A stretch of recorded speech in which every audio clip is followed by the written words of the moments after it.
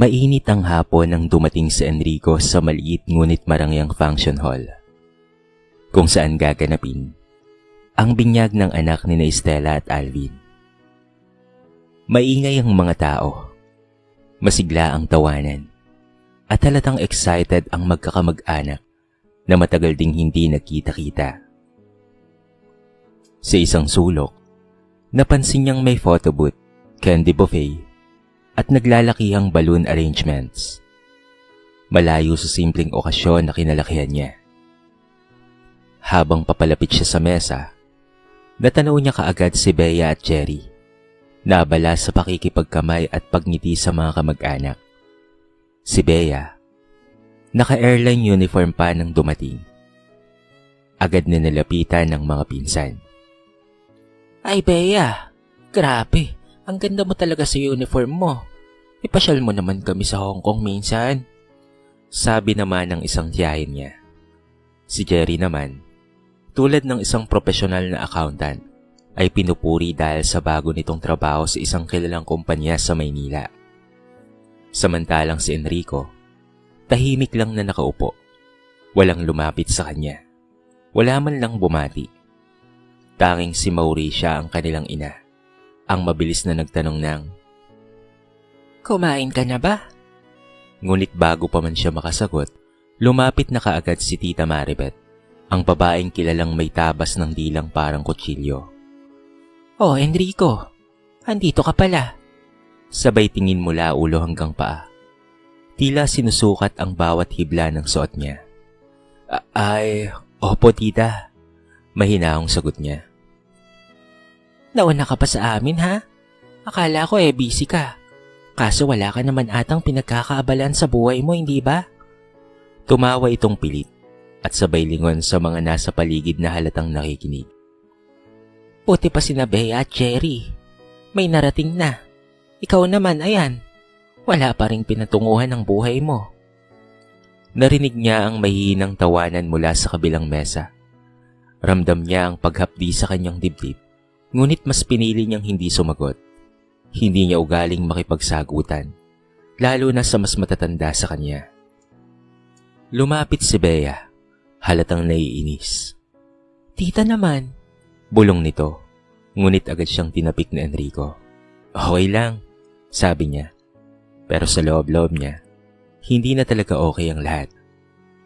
Habang ipinagdiriwang ang binyag, mas lalo pang umikot ang kwento ng paghanga sa dalawang kapatid. Kung gaano sila ka-successful, kung paano silang nakapagtapos, kung saan sila nakarating, at paulit-ulit na tinatanong kung ano raw ba ang plano ni Enrico sa buhay. May nagsabi pa ng, Nako, sayang ka naman Enrico. Ikaw pa naman ang panganay. Wala ka man lang diploma. Sa bawat salita, parang may kumikiliti sa nakaraan niyang pilit ng kinakalimutan. Gusto niyang umalis. Pero naisip niya ang bata, ang pamangkin sa pinsan, na siyang dahilan ng pagpunta niyang tunay, kaya't nanahimik siya at tiniis ang bawat pangmamata sa kanya. Nang matapos ang reception at nagsimula ng mag-uwian ng iba, tumayo siya sa labas ng venue at tumingin sa papalubog na araw. Tahimik, halos walang ekspresyon, pero sa loob niya ay may malaking gumagalaw, isang init na hindi galit, kung hindi pagod at pagkasawa. At doon, sa mismong araw na yon ay muli siyang minaliit at binutasan ng dignidad niya. Dahan-dahang nabuo ang isang desisyong matagal na niyang nilulunok. Tama na, hindi ako mananatili sa lugar. Natingin nila ay napakababa kong tao. Simula ngayon, bobohin ko ang pangarap ko. At nagsimula ang araw ng kanyang muling pagbangon. Kinagabihan matapos ang binyag, hindi kaagad nakatulog si Enrico. Humiga siya sa lumang kutsyon sa inuupahang kwarto. At habang nakatingin sa kisame, bumalik sa isip niya ang lahat. Ang mga taon ng sakripisyong pilit niyang tinatalikuran para ito ay makalimutan. Ngunit ngayong muling binuksan ng pagmamaliit ang sugat, wala siyang nagawa kung hindi balikan ng kanyang nakaraan. Noong bata pa sila, Madalas niyang makita si Puldo, ang kanilang tatay, na lasing na umuuwi, amoy alak at pati na rin amoy usok ng sigarilyo. Kapag wala sa wisyo, madaling uminit ang ulo nito. Ang simpleng ingay ng kutsarang umiikot sa tasa ni Mauricia ay sapat na para magalit ito. Si Mauricia na kanilang ina ay tahimik at mabait. Palaging nagsasabing, Anak, pagpasensyahan niyo na ang tatay niyo ha? ngunit bata pa lamang si Enrico, alam na niyang hindi yon normal. Sa edad na 10 taong gulang, alam na niyang hindi naaasenso ang buhay nila kung aasa lamang sila sa kanilang magulang. Kahit nang mag-high school siya, nagsimula siyang maghanap ng pagkakakitaan. Una ay ang pagwawali sa tindahan ni Aling Jelay. Tapos paghatid ng tubig sa kapitbahay. Pag-aayos ng bisikleta ng mga batang malilikot. Hindi niya ito ginagawa para sa baon niya, kung hindi para kina Bea at Cherry, na kanyang mga kapatid. Naaalala niya, noong grade 6 pa lamang si Jerry. Iyak ito ng iyak dahil wala itong pambili ng illustration board. Hindi makakapasok kinabukasan. Kahit nagtrabaho si Enrico hanggang gabi, bilang tagabuhat ng hollow blocks, para lamang may pambaon sa kanyang kapatid. Walang kaalam-alam ang mga tiyahin nilang mahilig humusga, na ang hindi nakapagtapos sa kanilang magkakapatid, ang siyang naglalatag ng daan upang ang dalawa ay makaahon sa buhay. Pagdating ng high school, inalok si Enrico ng guro niya na mag-apply sa scholarship. Matalino ka, iho. Sayang kung hindi mo itutuloy ang pag-aaral mo. Sabi ni Ma'am Coloma. At gusto niya ito. Alam ng Diyos kung gaano niya gustong matuto. Pero nang maalala niyang darating ang araw na sabay papasok sa kolehiyo ang kanyang 2 kapatid at wala silang sapat na pera para sa mga ito, kahit pang matrikula lang ng isa, kaya naman ibinaon niya ang kanyang pangarap. Hindi siya nagduda. Hindi nagreklamo. Tinanggap niyang siya ang hihinto. Siya ang magtatrabaho. Siya ang magbibigay ng daan upang ang kanyang mga kapatid na nakakabata sa kanya ay magkaroon ng kinabukasan na maganda sa pamamagitan ng kanyang pagtatrabaho. Nagsimula siyang magtrabaho sa construction. Maghapong buhat, maghapong alikabok, at pag-uwi. May mga gabi pang wala silang hapunan dahil sa ginamit niya ang ipon para sa pang-tuition ni Jerry.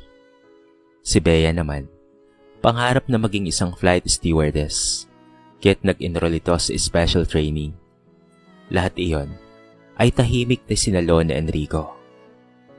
Pero sa kabila ng lahat, ang pamilya ng kanilang ina at ama, mga tiyahin, pinsan, at pati na rin lola, ay walang ibang nakikita kung hindi ang katotohanang hindi siya nakapagtapos. Wala silang ideya kung gaano kabigat ang pasan niya. Hindi nila alam na siya ang nagbukas ng pinto para sa kinabukasan ng kanyang 2 kapatid. Isang araw, nagkausap sila ni Mauricia habang naghahain ng simpleng hapunan. Anak, pasensya ka na ha? Mahinang sabi ng ina, halos pabulong. Ngumiti lang si Enrico.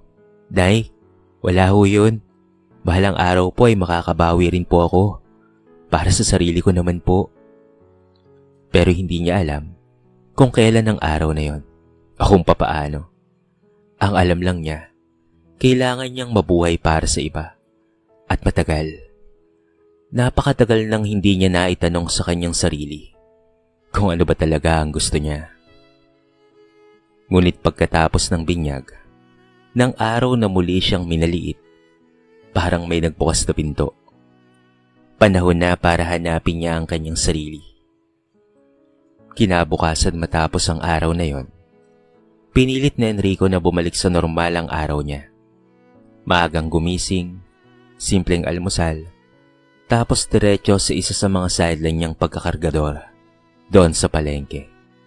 Ngunit habang nagbubuhat ng sako, paulit-ulit na bumabalik sa isip niya ang mga salitang binitawan ng tita Maribet niya at ng iba pa nilang mga kamag-anak.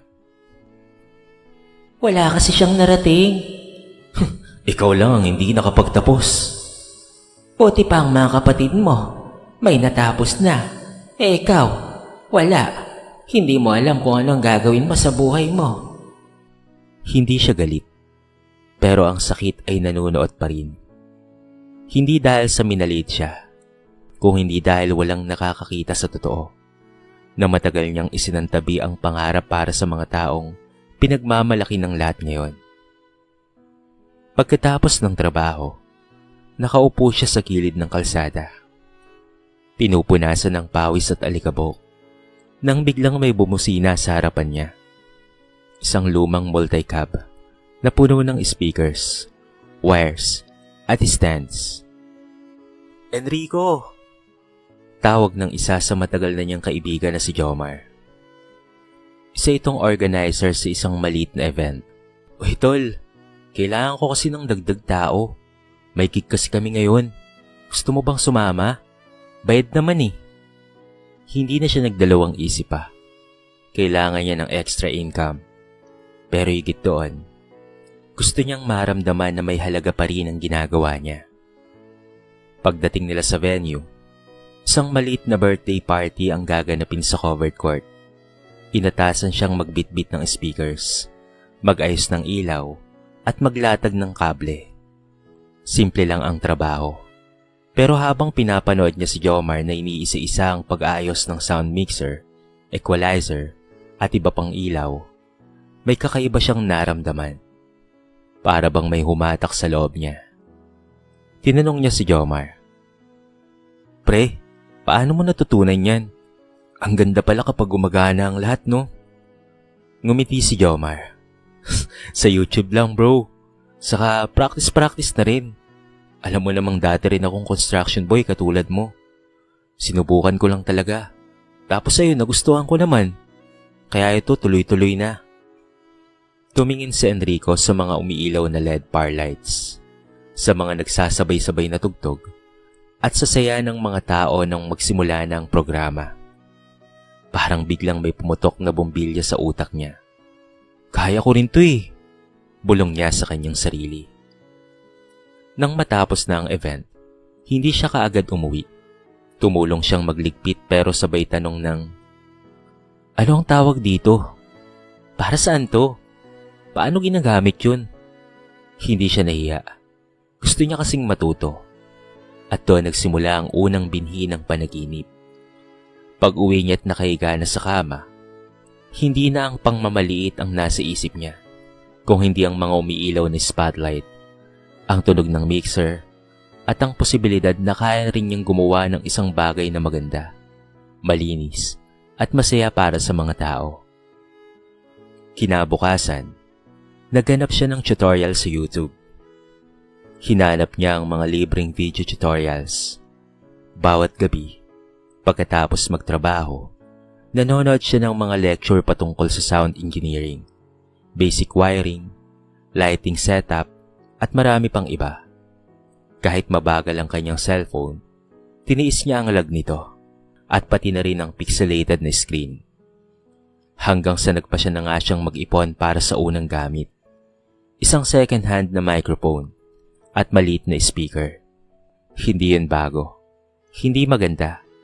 Pero para sa kanya, ito ay isa ng kayamanan. Hindi pa niya alam kung papaanong sisimula ng kanyang negosyo. Hindi pa niya alam kung may patutunguhan pa ito. Pero sa unang pagkakataon sa napakahabang panahon, may sarili na siyang pangarap. At sa puso niyang pagod ng magbigay, unti-unting sumibol ang isang bagong apoy. At hindi naging madali ang mga sumunod na taon. Ang pangarap ni Enrico na makapagpatayo ng sariling sounds and light business ay nagsimula sa pera-perasong gamit na halos lahat ay second hand.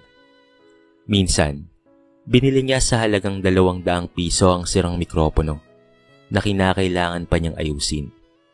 Minsan naman, nakahingi siya ng luma at kalawanging speaker mula sa kilalang nag-oorganisa ng fiesta sa kanilang lugar. Pero kahit ganoon, bawat gamit ay may kasamang pag-asa. Tuwing gabi, pagkatapos ng buong araw na trabaho, Umuwi siya para mag-practice mag-setup sa loob ng inuupahan niyang maliit na kwarto. Maingay, masikip, at mainit, pero masaya siya. Ikinakabit niya ang wires, sinusubukan ng ilaw.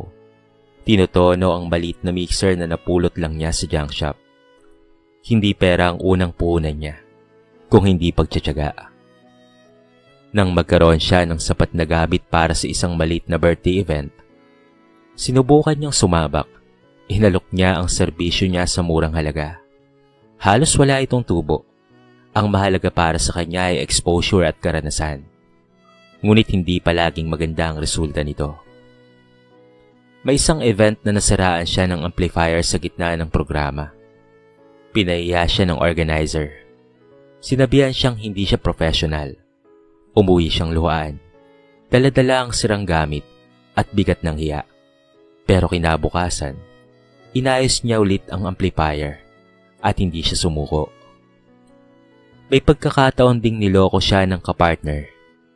Tinakbo ang bayad. Iniwanan siya sa gitna ng event na siya lahat ang gumawa. Kinain ng galit ang dibdib niya. Pero natuto siyang maging mas maingat. Hindi niya hinayaang mamatay ang apoy. Pagkalipas ng 2 taon, unti-unti nang nakilala ang pangalan niyang Enrico sa maliliit na barangay events. Hindi man kilala sa malalaking syudad, kilala naman siya sa pagiging maaasahan. At sa tuwing may extra income, hindi siya bumibili ng bagong sapatos o cellphone. Inuuna niya ang gamit. Isang power light, isang speaker, isang microphone, hanggang sa unti-unti, nabubuo na niya ang kanyang future company. Nang tumuntong sa ika-4 na taon, may isang malaking event sa kanilang bayan. Isang concert na naghahanap ng mababa ngunit dekalidad na setup. Tinawagan siya ni Jomar. "Pre, ikaw na ang ire-recommend ko. Alam kong kaya mo to." Takot si Enrico, sapagkat malaki ang event. Maraming tao, pero tinanggap niya. Tinanggap niya ito ng buong puso. At doon siya unang napansin. Dahil sa sipag, tiyaga, at pagiging hands-on. Nagustuhan ng organizers ang trabaho niya. Naulit ang booking hanggang sa lumawak ang pangalan niya. Hindi lang sa bayan kung hindi sa karatig lugar. Pagpasok ng ika-5 taon, binuo niya ang ER Sounds and Light Productions. Pangalan na simple ngunit puno ng dugot pawis. Nag-hire siya ng mga trabahador na katulad niyang hindi rin nakapagtapos ngunit masisipag. "Sama kayo sa akin ha. Walang diploma dito. Gusto ko ay may pangarap kayo." Tinuruan niya sila ng lahat. From wiring to mixing, from lights programming to client handling, at iba pa. Nagbigay siya ng oportunidad na hindi niya naranasan noon. At habang patuloy na lumalaki ang kanyang negosyo, mas lalong tumitibay ang tiwala ni Enrico sa kanyang sarili. At wala siyang diploma, pero meron siyang disiplina. Wala man siyang titulo, pero meron siyang tiwala. At higit sa lahat, wala man siyang sariling pedestal, pero meron siyang pangarap na buhay at gumagalaw.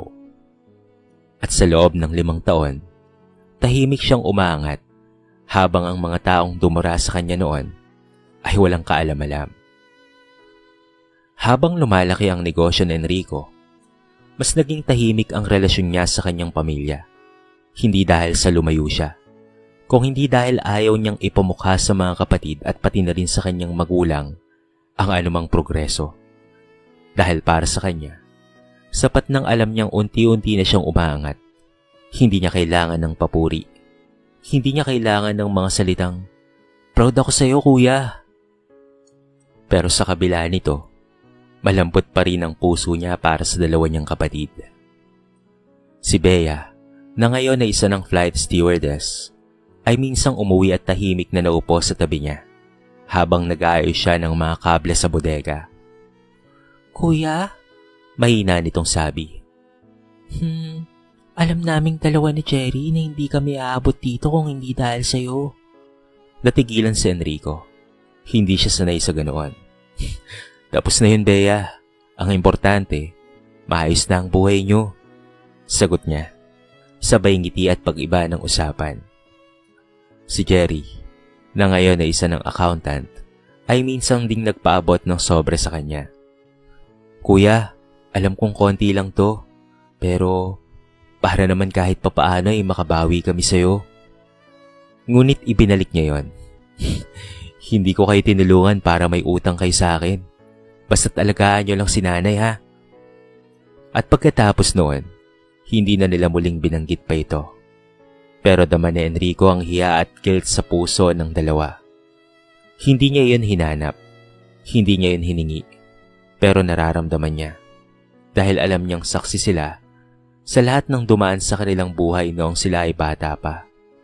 Ang pagod niya, ang hapdi, ang gutom, at pati na rin ang pagtitiis. Samantala, si Mang Poldo, tumanda na rin ngunit hindi nagbabago. Paminsan-minsan ay tumatawag para humingi ng pera. Hindi na siya nagagalit dito, pero hindi rin siya umaasa na may kapalit ang anumang mabuting gawin niya. Si Mauricia naman ang kanyang ina. Ito lang ang laging nag-aalala ng tahimik. Minsan ay tumatawag ito sa telepono dahil gusto siyang makausap. Anak, miss ka na namin dito. Bihira ka na kasing umuwi. Nay, busy lang po ako sa trabaho ko. May naipon ka naman na ba, anak? Ingatan mo yan ha. Sana ay gumanda ang buhay mo. May kung anong kumurot sa puso niya sa linyang iyon. Kasi hindi alam ng kanyang ina na maganda na ang tinatahak niyang landas. Hindi nito alam na ang kanyang anak ngayon ay nakakasalamuha na ng mga sikat na artista, event organizers, at corporate clients. Hindi nito alam na may bodega na siya. May sariling sasakyan para sa kanyang gamit at may empleyadong sumasandal sa kanya. Pero hindi pa niya kayang sabihin sapagkat hindi pa ito ang tamang panahon. Isang araw, nabanggit ng tiyahin nila sa group chat na magkakaroon ng malaking reunion ang kanilang angkan. Lahat ay imbitado. Lahat ay dapat na umattend dahil once in a lifetime daw ito. Nang makita niya ang mensahe, napabuntong hininga siya. Ayaw niyang pumunta. Ayaw niyang bumalik sa lugar kung saan niya unang naramdaman na wala siyang kwenta para sa kanila. Pero isang bagay ang kumalabit sa puso niya. Hindi para magyabang, kung hindi para magpakita na hindi niya kailanman ikinahiya ang kanyang sarili. Kaya sa huli, tumugon siya ng tahimik. Pupunta ako. At hindi niya alam, yun na pala ang araw na magbabago ang tingin ng pamilya niya at pati na rin ang kanyang buong angkan sa kanya. Dumating nga ang araw ng reunion. Maaliwalas ang resort, puno ng ilaw, palamuti, at maagang dumating ang mga tiyahin at kanyang pinsan. May mga nagbibidahan sa bagong sasakyan, bagong negosyo, bagong travel, at marami pang iba.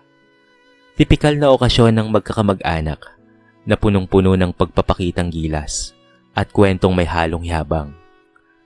Tahimik lang si Enrico nang pumasok siya sa venue. Simple ang kanyang suot, polo, maong, at lang luma niyang sapatos. Hindi siya bumili ng mamahaling damit. Hindi niya yun kailanman kinailangang patunayan. Pagkapasok pa lamang, agad na sumalubong ang pamilyar na boses na para bang bumabaon sa tuwing maririnig niya. Ay, nandito na pala ang walang kupas nating si Enrico. Sigaw ng kanyang tita Maribeth, sabay tawa ng ilang naroroon. Akala ko hindi ka aattend eh. Baka wala ka pang pamasahe ha? Dagdag pa nito, sabay kislot ng kilay. Merong mga nagtawanan na kanyang mga kamag-anak. May mga tumango na para bang tama ang biro. Ngunit ngayong mas matatag na si Enrico, iba ang pakiramdam niya. Oo, merong hapdi pa rin. Pero hindi na siya tulad ng dati. Lumapit si Bea at Cherry. Halatang naiilang at napapahiya sa asal ng kanyang tiyahin. Kuya Enrico, wag mo na lang pansinin. Bulong ni Jerry. Ngumiti lang si Enrico. Sanay na ako. Wala na sa akin yan. Habang nag-uumpisa ang programa, nagtanong ang MC. Sino po bang nag-setup ng lights and sounds natin ngayon? Ang ganda kasi eh. Hindi nagsalita ang sino man sapagkat hindi nila alam. Wala ring umamin. Hanggang sa may pumaradang dalawang malalaking truck sa harapan ng venue na ikinagulat ng karamihan. Dinumog ng mga bata ang sasakyan dahil napanganga sila sa logo nito. ER Sounds and Light Production. Kilalang kilala sa probinsya at karatig lugar. Gamit sa concerts, town fiestas, at corporate shows. Uy, di ba ito yung kumpanya na gamit sa show ni... Bulong ng isa. Sigurado kumpanya to ng bigating organizer sa lungsod. Sabi naman ng isa pa. Grabe, ang laki ng market nila ngayon ah. Habang nagtataasan ang kilay ng mga kamag-anak, may bumaba mula sa truck. Mga trabahador na nakauniforme, formal at halatang profesional. At nang makita nila si Enrico, ito ang kanilang sinabi.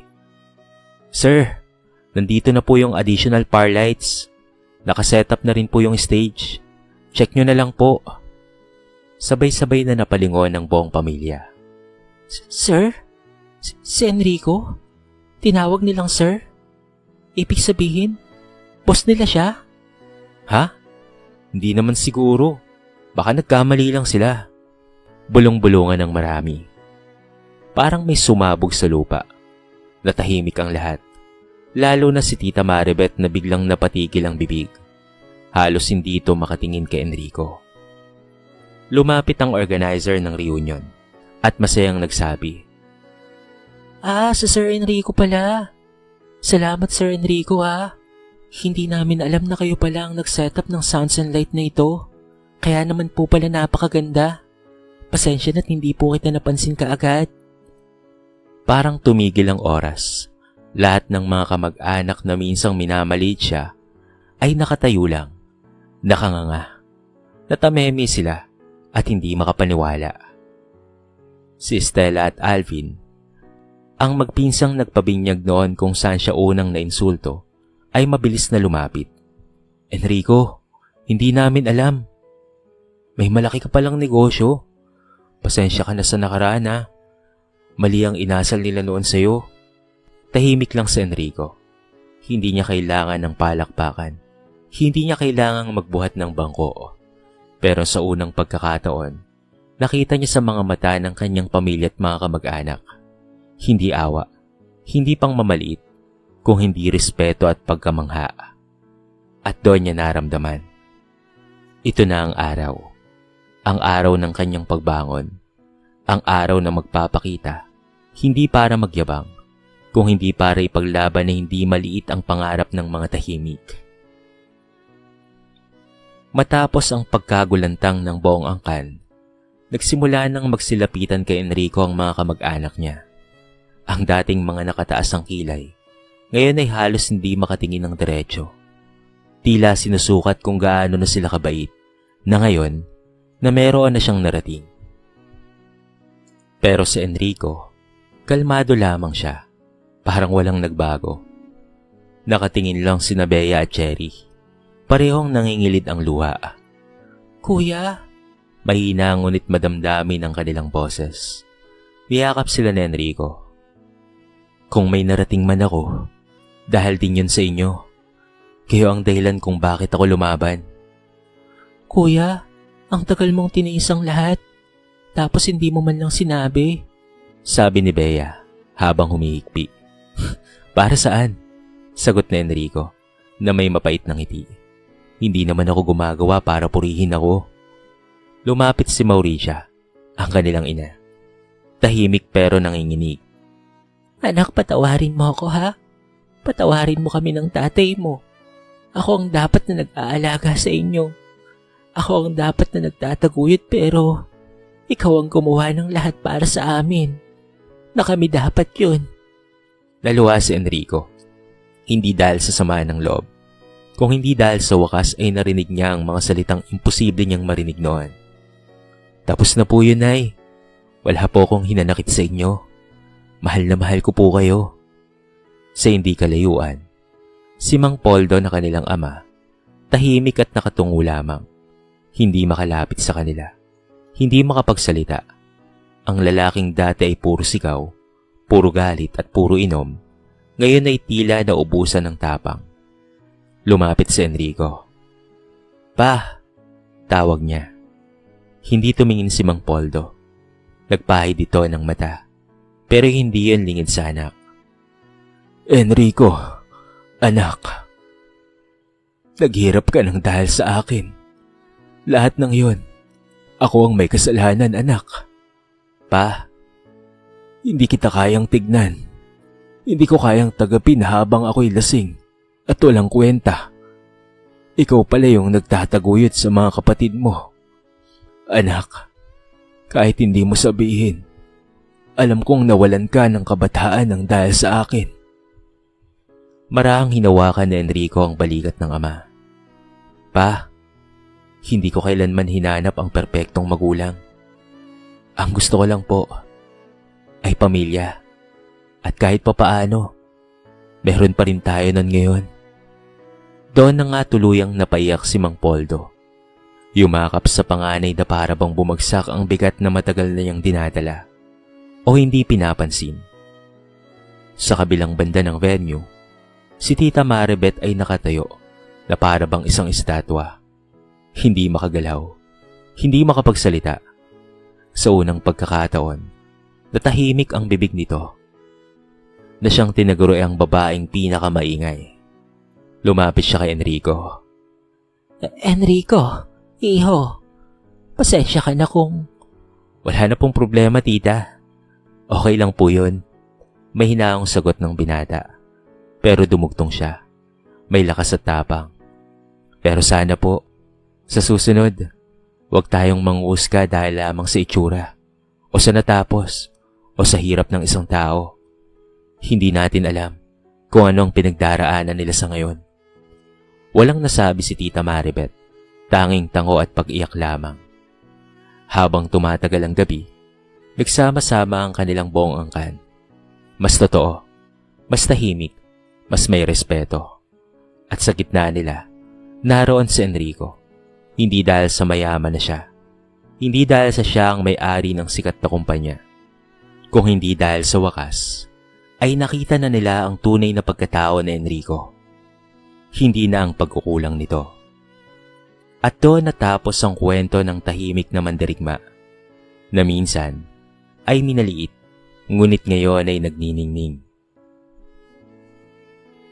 Sa kwentong ito ay marami tayong mapupulot na aral. Isa na nga riyan, na hindi lahat ng walang diploma ay walang pangarap. At hindi lahat ng may narating ay kailangang ipagyabang. May mga taong tahimik lang, pero araw-araw na lumalaban. Para sa pamilya, para sa kinabukasan, at para sa sarili.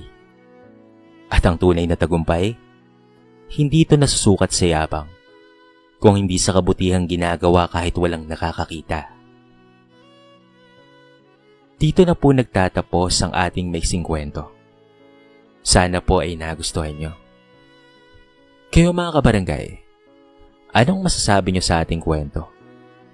I-comment nyo naman sa baba ang inyong mga reaksyon at babasahin natin ang lahat ng yan. I-comment nyo na rin kung taga saan kayo para naman malaman ko kung hanggang saan nakabot ang video na ito.